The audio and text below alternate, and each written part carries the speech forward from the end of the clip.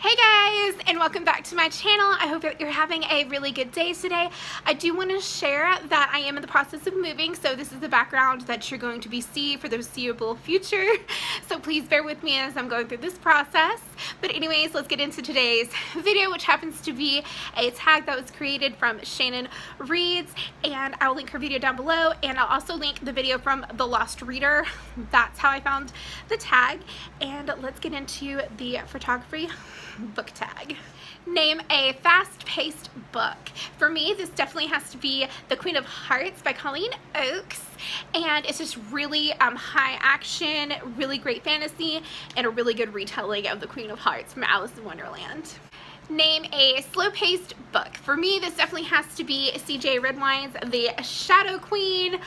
Oh my gosh, it took me so many tries to read this book. It was so slow paced, I couldn't really get to the point. But if I finally read it, and I really like it. It's a retelling of Snow White, and it's really good. Name a book with a pretty cover. For me, I saw this on the shelf and fell instantly in love. I love King's Cage. I love how pretty this crown is and how it's made out of bone with dripping of red and silver blood. Gorgeous. Name a book that brightens your day. And for me, that definitely has to be Karma Girl from Jennifer Estep. It is such a lighthearted rom-com with some uber funny superhero action going on here. I just love it to death. Name a book that drew you in, and for me, it definitely had to be Janine Frost's The Beautiful Ashes.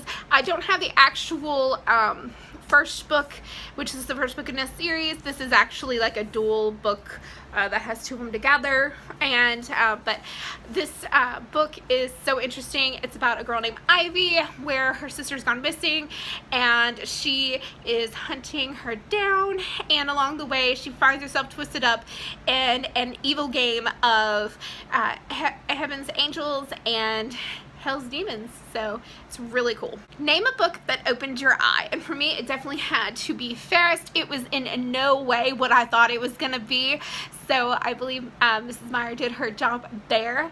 And I love how she just opened up a story of how jealousy and envy and everything rolled up into one, and it was so beautifully done. It just opened my eyes to how realistic that is for so many people, and that's why we see so many horror stories and everything. But it was really good and a really good eye. Name a book that has an unusual plot line. For me, this definitely had to be Rapture by J.R. Ward. And for me, the reason I say this is because this series is about a man who has to save the world from 7 deadly sins before the end of the world happens, basically. And so this is the last book in the series, and it has his story, and he, who has been obsessed with this basic college girl that was murdered in the very first book, ends up being in a romantic relationship with her while trying to sacrifice himself when he's the last sin. It's crazy. And I was like, wait, what? So I was very confused. I was happy with the ending because, you know, like, this series is also tied into the Brotherhood series, so if he screwed up, I mean, her Brotherhood series immediately ends. But anyways, yeah, this had the weirdest storyline out of all of the books, and the books had some pretty crazy storylines that happened on in the Fallen Angel series.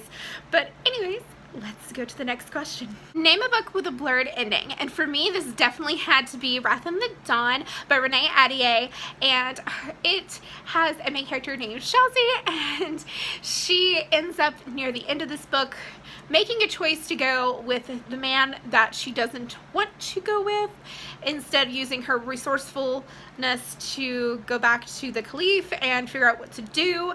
So I'm just kind of confused at the end of this book, and it was also very confusing because the author decided to treat us as readers with two novelists that in between before the actual book was released, the second book.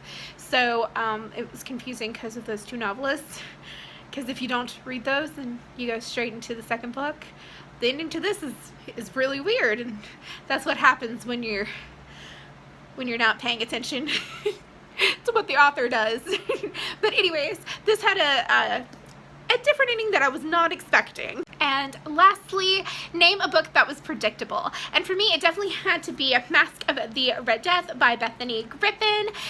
The reason I say this is because it's a retelling of The Mask of the Red Death. And the author, even though she took some opportunities to stray, it really does kind of follow along with the actual Mask of the Red Death, the theme and everything that happens. So this was very predictable. I hope that you enjoyed the tag today, and if you'd like to do the tag, I've left the blank questions down below and put them in the comment section, or create your own video and link the video here. And also check out the videos of the creator Shannon Reads and also The Lost Reader.